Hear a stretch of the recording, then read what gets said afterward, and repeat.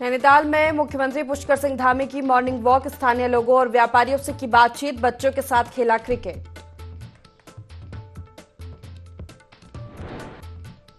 देश भर में मनाया जा रहा है दशहरा। परेड ग्राउंड में 12 चरणों में जलेगा रावण। सीएम धामी बटन दबाकर करेंगे पुतलों का दहन।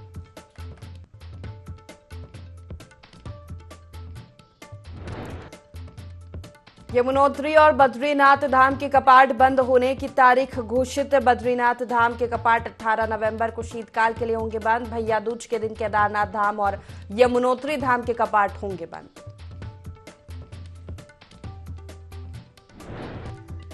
हरिद्वार के अखाड़ों में दशहरे की धूम। महानिर्वाणी अखाड़े ने शस्त्र पूजन कर मनाई विजयादशमी। कहा, प्राचीन काल से चली आ रही है शस्त्र पूजन की परंपरा।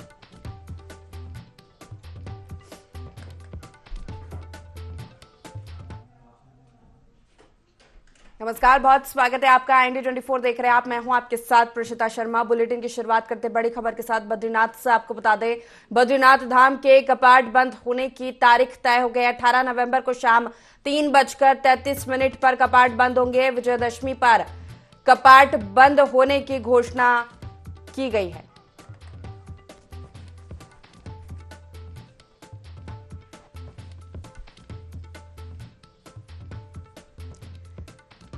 बद्रीनाथ से खबर आपको बता रहे, बद्रीनाथ धाम के कपाट बंद होने की तारीख तय हो गई है। 18 नवंबर को शाम 3:33 पर कपाट बंद होंगे। विजयदशमी पर कपाट बंद होने की तारीख की घोषणा हुई है। खबर पर ज्यादा जानकारी देंगे, हमारे साथ संवाददाता संजय जुड़ गए। संजय, बद्रीनाथ धाम के कपाट बंद होने की तारीख तय हो गई है।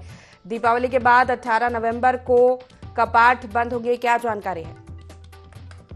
जी देखिए, आज विजयदशमी के पर्व पर जो है एक समारोह का आयोजन किया गया था मंदिर परिसर बद्रीनाथ में, और जहाँ पे धर्माचार्य वेद पाठी और मुख्य पुजारी रावल के सानिध्य में जो है शुभ लग्न के अनुसार जो पंचांगों की गणना की गई, और उसके बाद एक तिथि निकाली गई जो लगभग 18 नवंबर को इस तिथि का निर्धारण किया गया, जिस पर रावल जी ने भी हामी भरी, और उसके बाद ही इसकी घोषणा कर दी गई कि भगवान बद्रीविशाल के कपाट जो शीतकाल के लिए 18 नवंबर को साय 3:33 पे शुभ लग्न से जो है इस साल बंद कर दिए जाएंगे। और तत्पश्चात पूरे जो इससे पहले जो 14 नवंबर से पंच पूजाएं भगवान बद्रीविशाल की शुरू होंगी, उसकी भी तिथि की घोषणा कर दी गई। और साथ ही आज जो विजयदशमी के पर्व पे जो है हताशोकधारी होते हैं जो पांडुकेश्वर नगर के, उनको भी जो है पगड़ी जो है मंदिर समिति द्वारा भेंट की गई। और कुल मिला के आज जो है उत्सव का माहौल भगवान बद्रीविशाल के धाम में है। और इस तरह जो है चारों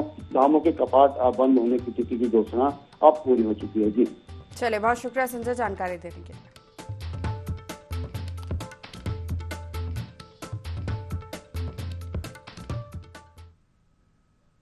खबर उत्तरकाशी से है, जहां आज विजयदशमी के अवसर पर यमुनोत्री धाम के कपाट बंद करने की तारीख घोषित कर दी गई है।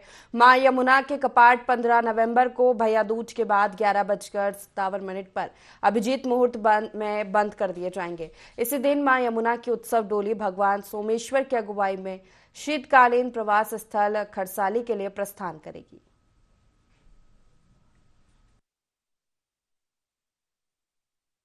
जी के जो यमुनोत्री धाम में कपाट बढ़ाने का शुभ मुहूर्त है वो तय किया गया, और इस वर्ष भैया दूज का जो पावन पर्व है वह 15 नवंबर 29 गते कार्तिक बुधवार को अपराह्न 11:57 पर अभिजीत मुहूर्त मकर लग्न की पावन बेला पर श्री यमुनोत्री धाम में मां यमुना जी के कपाट 6 माह हेतु बढ़ा दिए जाएंगे। और इसके बाद मां यमुना जी का पूजन दर्शन, मां यमुना जी के शीतकालीन प्रवास खरसाली खुशीमठ में आप सबको सुलभ हो पाएंगे। और इसी दिन मां यमुना जी की डोली अपने भाई शनि महाराज की अगुवाई में यमुनोत्री धाम से खरसाली खुशीमठ के लिए प्रस्थान। इसी खबर पर ज्यादा जानकारी देंगे, हमारे साथ संवाददाता संजय जुड़ गए। संजय, यमुनोत्री धाम के कपाट 15 नवंबर को बंद होंगे, इसकी घोषणा कर दी गई है। भैया दूज के दिन ये कपाट बंद किए जाएंगे अभिजीत मुहूर्त में, क्या जानकारी है?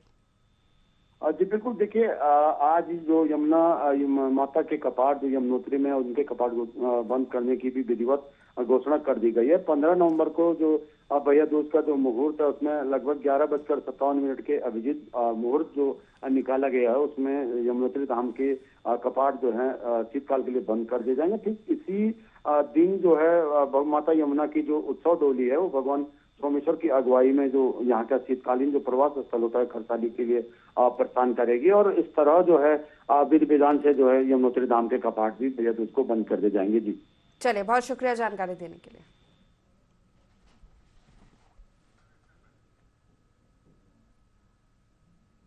भाजपा महिला मोर्चा ने नारी शक्ति वंदन अधिनियम पारित होने पर प्रधानमंत्री नरेंद्र मोदी का आभार व्यक्त किया और साथ ही करवा चौथ कार्यक्रम आयोजित किया गया, जिसमें विभिन्न रंगारंग कार्यक्रम प्रस्तुत किए गए। इस दौरान कार्यक्रम में सैकड़ों की संख्या में महिलाएं मौजूद रही। इस मौके पर भाजपा महिला मोर्चा मसूरी मंडल अध्यक्ष गीता कुमाई ने कहा कि देश के यशस्वी प्रधानमंत्री नरेंद्र मोदी ने महिलाओं को राजनीति में 33% आरक्षण देकर महिलाओं का सम्मान बढ़ाया है। उन्होंने प्रधानमंत्री का आभार व्यक्त करते हुए कहा कि भाजपा हमेशा मातृशक्ति को बढ़ावा देती रही है और आज महिलाएं पुरुषों से कंधा मिलाकर चल रही है।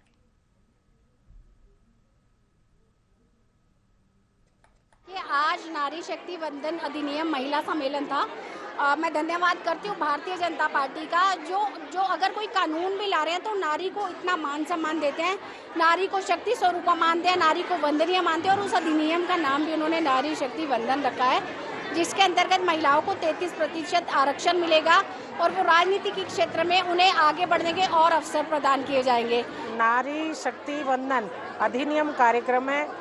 इसमें हमारे माननीय प्रधानमंत्री नरेंद्र मोदी जी ने महिलाओं के लिए 33% जो आरक्षण दिया है, महिलाओं को सम्मान दिया है। आज हम मसूरी मंडल में आए हुए हैं, ये कार्यक्रम हो रहा है यहाँ पर और इसमें सभी बहनों ने उनको ढेर सारी बधाई दी हैं, शुभकामनाएं दी हैं। और इस 33% आरक्षण मिलने पर महिलाएं बहुत आगे बढ़ेंगी। बाराकोट के रामलीला मंच से लड़ीधुरा मंदिर तक विशाल कलश यात्रा का आयोजन किया गया, जिसमें सैकड़ों लोग शामिल हुए। कलश यात्रा का शुभारंभ क्षेत्र पंचायत प्रमुख विनीता फरत्याल ने कराया। इस दौरान कलश यात्रा में शामिल महिलाओं में से 3 महिलाओं को लकी ड्रॉ के माध्यम से चुनरी भेंट की गई। इस अवसर पर लड़ीधुरा शैक्षिक एवं सांस्कृतिक मंच बाराकोट के अध्यक्ष नागेंद्र कुमार जोशी ने बताया कि सांस्कृतिक झांकियों के साथ लड़ीधुरा महोत्सव का भी विधिवत उद्घाटन किया जाएगा। यात्रा के साथ आज लड़ीधुरा महोत्सव 2023 का शुभारंभ हो गया है। आज प्रथम दिवस में मातृशक्ति द्वारा श्री रामलीला मंच से लड़ीधुरा मंदिर तक भव्य कलश यात्रा का आयोजन किया गया।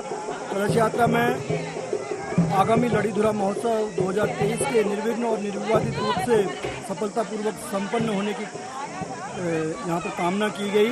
मेरा समस्त क्षेत्रवासियों से अनुरोध है कि आप ज़्यादा से ज़्यादा संख्या में इस महोत्सव में प्रतिभाग करें और सहयोग कर इस क्षेत्र के महोत्सव को सफल बनाएं। खबर देहरादून से है, जहां पर कांग्रेस ने शासन पर संस्कृत महाविद्यालय को बंद करने की साजिश का आरोप लगाया है। कांग्रेस का कहना है कि हिंदुत्व की बात करने वाली भाजपा की सरकार ही हिंदुत्व के मूल संस्कृत महाविद्यालयों को बंद करने की साजिश रच रही है। पार्टी के प्रदेश प्रवक्ता शीशपाल बिष्ट ने संस्कृत शिक्षा सचिव के निदेशक संस्कृत शिक्षा को भेजे गए आदेश पर सवाल उठाए और कहा कि आदेश के अनुसार अब प्रदेश के संस्कृत विद्यालय अपने को महाविद्यालय नहीं लिख पाएंगे और न ही स्नातक के कोर्स करवा पाएंगे। पार्टी के प्रवक्ता का कहना है कि ये संस्कृत महाविद्यालय भाजपा सरकार के रहमो करम पर नहीं चल रहे हैं। हिंदुत्व की बात करने वाले, सनातन की बात करने वाले और हिंदुत्व की दुहाई देकर के जो है सत्ता हासिल करने वाले लोगों का असली चेहरा ये है को प्रदेश के संस्कृत शिक्षा सचिव ने एक आदेश जारी किया है कि जो है जो भी संस्कृत महाविद्यालय है प्रदेश में, अब वो जो है संस्कृत महाविद्यालय का बोर्ड नहीं लगा सकेंगे, केवल जो है उत्तर मध्यमा और पूर्व मध्यमा के ही कोर्स कराएंगे। वेद उपनिषद का संरक्षण और संवर्धन करते हैं, आप उन्हीं पर हमला कर रहे हैं। या वहाँ के जो शिक्षक हैं वो लगातार इसका विरोध कर रहे हैं। मुझे लगता है कि ये तुगलकी फरमान है। सरकार को इस निर्णय को तुरंत वापस लेना चाहिए, आगे और सुविधाएं दें, उनकी जो समस्या है उसका समाधान करें, ना कि उनको बंद करने पर विचार करें। देहरादून के परेड ग्राउंड स्थित रावण का पुतला दहन के स्थान पर जिला प्रशासन की टीम ने निरीक्षण किया और सुरक्षा व्यवस्थाओं का जायजा लिया। इस दौरान देहरादून के mayor Sunil Uniyal, gamma SSP Ajay Singh समेत तमाम पुलिस के अधिकारी मौजूद रहे। सुनील उनियाल ने कहा कि बन्नू बिरादरी की ओर से हर साल दशहरा बड़े हर्षोल्लास के साथ मनाया जाता है। इस साल भी परेड ग्राउंड में रावण का पुतला दहन कार्यक्रम होना है। ऐसे में विजयदशमी के दिन भारी भीड़ को देखते हुए अभी और व्यवस्थाएं होनी बाकी है, जिनको जल्द ही पूरा कर लिया जाएगा। अभी हो रही हैं और व्यवस्थाओं के लिए जो है अभी कुछ बैरिकेटिंग और लगेंगी, ताकि जो है ये परेड ग्राउंड जो बना है इसकी जो खूबसूरती है वो भी ख़राब ना हो और जो यहाँ पर लोग आएँ वो भी सुरक्षित रहें। सबसे पहले प्राथमिकता हमारी लोगों की है, उनको भी जो है सुरक्षा के साथ साथ सुरक्षित उन्हें जो है ये अपना यहाँ मेले का आनंद भी लें और सुरक्षित जो है एक उनको माहौल भी मिले। इस तरीके से पूरी तैयारियां चल रही हैं। अभी कुछ तैयारी हो गई हैं, कुछ तैयारियां अभी और होंगी। उत्तराखंड के कई अस्पतालों में कोरोना काल के बाद कोविड कर्मचारियों को हटा दिया गया था, जो अब विभागीय संविदा में समायोजन की मांग कर रहे हैं और मांग पूरी न होने पर अनशन पर बैठ गए हैं। बावजूद इसके सरकार उनकी मांगों को अनसुना कर रही है, जिससे परेशान होकर कोविड कर्मियों ने सरकार को खून से पत्र लिखकर राज्यपाल को सौंपा। इस दौरान अनशन पर बैठे संतोष राणा ने कहा कि उन लोगों ने अपनी जान की परवाह न करते हुए कोरोना काल में अपनी सेवाएं दी, लेकिन कोरोना खत्म होने के बाद सरकार ने उन्हें अस्पतालों से हटा दिया। वहीं आंदोलन कर्मियों ने सरकार को चेतावनी देते हुए कहा कि यदि 2 दिन के अंदर सरकार की तरफ से उनकी मांगों को लेकर कोई कार्रवाई नहीं की जाती है तो उन्हें बड़ा कदम उठाने के लिए बाध्य होना पड़ेगा।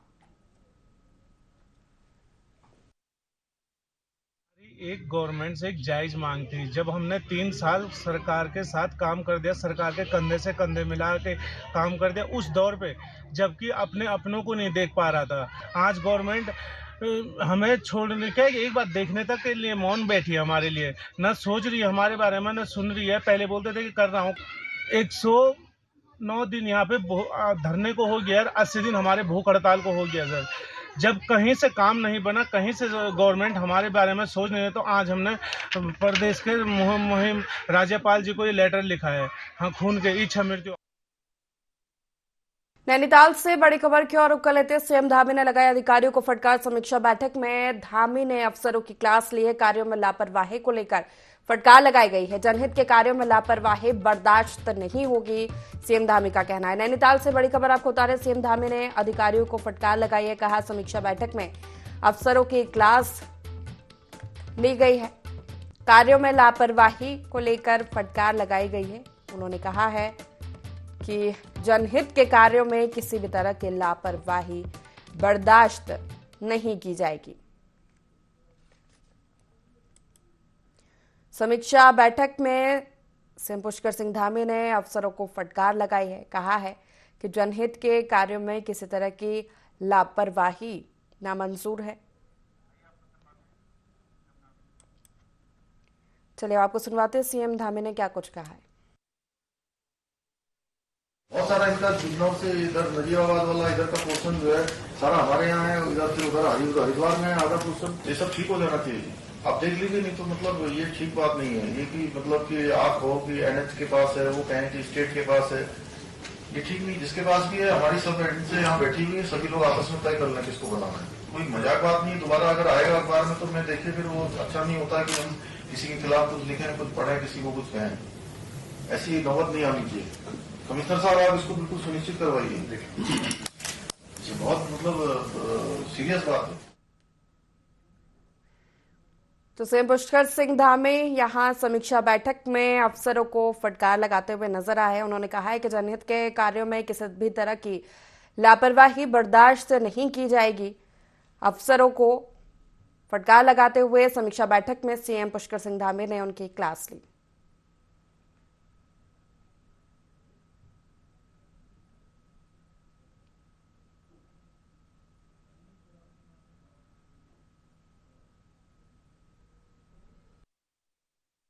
बहुत सारा इनका बिजनौर से इधर नजीबाबाद वाला इधर का पोर्शन जो है सारा हमारे यहाँ है, इधर से उधर हरिद्वार में है आधा पोर्शन। ये सब ठीक हो जाना चाहिए। आप देख लीजिए, नहीं तो मतलब ये ठीक बात नहीं है ये कि मतलब कि आप हो कि NH के पास है, वो कहें कि स्टेट के पास है, ये ठीक नहीं। जिसके पास भी है, हमारी सब से यहाँ बैठी हुई है, सभी लोग आपस में तय कर लें किसको बनाना है। कोई मजाक बात नहीं। दोबारा अगर आएगा अखबार में तो मैं देखे फिर वो अच्छा नहीं होता कि हम किसी के खिलाफ कुछ लिखें, कुछ पढ़ें, किसी को कुछ कहें। ऐसी नौबत नहीं आनी चाहिए। कमिश्नर साहब आप इसको बिल्कुल सुनिश्चित करवाइए। ये बहुत मतलब सीरियस बात है। हल्द्वानी के रामलीला का अपना अलग ही महत्व है। दूर दूर से लोग जहां रामलीला और दशहरा महोत्सव मनाने आते हैं, जहां 60 फीट का रावण का पुतला दहन किया जाएगा। रात्रि को पुतला दहन किया जाएगा। पुलिस प्रशासन ने दशहरा महोत्सव को देखते हुए रूट भी डाइवर्ट किया है। वहीं मेला संचालक मनोज गुप्ता ने बताया कि इस बार रावण दहन बहुत ही आकर्षक होगा। मुख्य आकर्षक आतिशबाजी रहेगी, जिसमें बरेली से आए आतिशबाजी कलाकारों का मुख्य आकर्षक रहेगी। इस आयोजन में बड़ी संख्या में लोग शामिल होते हैं।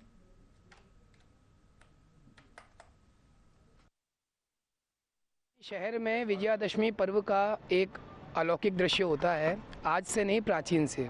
हल्द्वानी दिन की जो प्राचीन रामलीला है, ये विजयादशमी पर्व से ही इसकी पहचान है। और आज से नहीं, कई वर्षों से, लगभग 144-45 वर्ष इस रामलीला को, दिन की लीला को हो जाते हैं। जैसा कि हम बचपन से देखते हुए आ रहे हैं कि जब से हनुमान जी का आगमन रामलीला में होता है षष्ठी तिथि से, नवरात्रि की षष्ठी तिथि से, तो रामलीला की एक रौनक बढ़ने लगती है।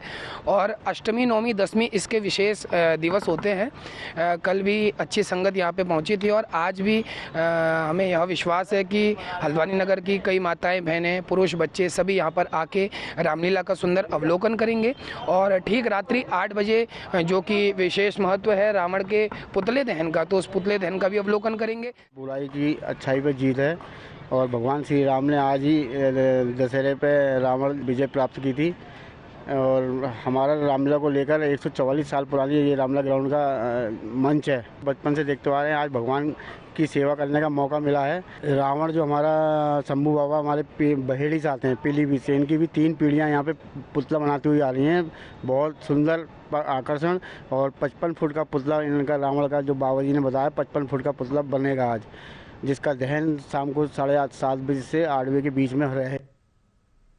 लोहाघाट में जनता और फायर सर्विस के जवानों की जान के साथ सीधा खिलवाड़ किया जा रहा है। दरअसल शहर में बिना फिटनेस के 20 साल पुराने फायर ब्रिगेड वाहन धड़ल्ले से दौड़ रहे हैं, जबकि नए नियमों के अनुसार 15 साल पुराने सरकारी वाहनों को सरेंडर किया जाना चाहिए। ARTO का कहना है कि इस मामले को लेकर फायर ब्रिगेड विभाग को नोटिस भेजा जा रहा है। तो वहीं अग्निशमन अधिकारी ने बताया, लोहाघाट में आग बुझाने के लिए कोई अन्य वाहन नहीं है, जिस कारण मजबूरी में उन्हें पुराने वाहनों को चलाना पड़ रहा है।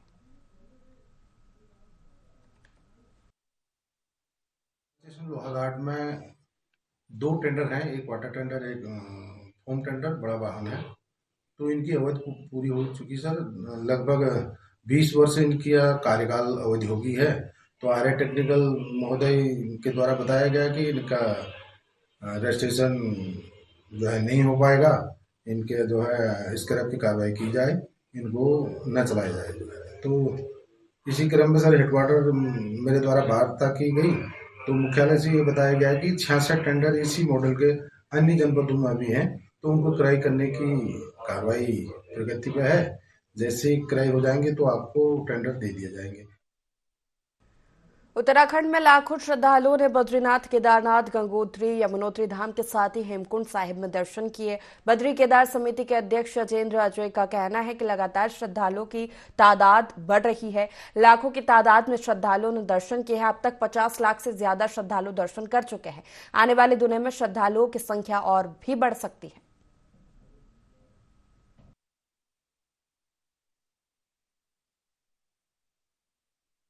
जो 4 धाम यात्री हैं वो बड़ी संख्या में धामों में आएंगे, तो उसके मद्देनज़र प्रदेश सरकार के स्तर से, माननीय मुख्यमंत्री जी के स्तर से जो 4 धाम यात्रा को लेकर के तमाम व्यवस्थाएं थी, यात्री सुविधाओं को लेकर के जो भी कार्य किए जाने थे, वो बहुत तत्परता के साथ में और पूर्ण किए गए। और उसी का परिणाम है कि गत वर्ष भी जो श्रद्धालु तीर्थयात्री धामों में पहुंचे तो वो एक नया कीर्तिमान था, और इस वर्ष अभी तक 50 लाख की संख्या श्रद्धालुओं तीर्थयात्रियों की क्रॉस कर गई है, और अभी कपाट बंद होने में कुछ दिन शेष हैं। तो हमें लगता है कि इस वर्ष जो एक नया ही कीर्तिमान स्थापित होने जा रहा है। हरिद्वार की कोतवाली पुलिस ने रानी गली में महिला की हत्या का खुलासा कर दिया है। महिला की हत्या उसके देवर ने ही की थी। पुलिस ने आरोपी देवर को गिरफ्तार कर लिया है। बताया जाता है कि आरोपी ने अवैध संबंधों के चलते हत्या की वारदात को अंजाम दिया था।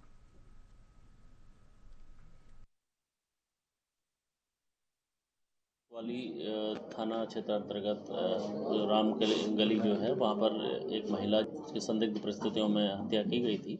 पुलिस ने इस मामले को संज्ञान में लिया था और लगातार जो फॉरेंसिक जो हमारी टीम है पुलिस पर्सनल है उन्होंने एक चुनौती के तौर पर इसको लिया था। इसमें लगातार जो सीसीटीवी फुटेज का जब हम लोगों के द्वारा एनालिसिस किया गया था तो उसमें इसका जो देवर है रामकिरण जिसका नाम है उस पर संदिग्धता हम लोगों को दिखी थी। जब उससे सख्ती से पूछताछ की गई थी तो उसके द्वारा ये हत्या किया जाना प्रकाश में आया। और उसके रामकिरण और ये ममता का आपस में रिलेशन भी थे, किसी थर्ड पार्टी से रामकिरण का इन्वॉल्वमेंट है, तो इसको लेकर थोड़े झगड़े इनके बढ़ गए थे। उसको लेके इनमें आपस में झगड़ा भी हो रहा था लगातार, जो बाद में एस्केलेट हो गया और उसमें इसके द्वारा उसी महिला की जो चुन्नी है उससे गला दबा के इसके। इसी के साथ फिलहाल देवभूमि लाइव में इतना ही। लगातार खबरों के लिए देखते रहिए IND24। नमस्कार।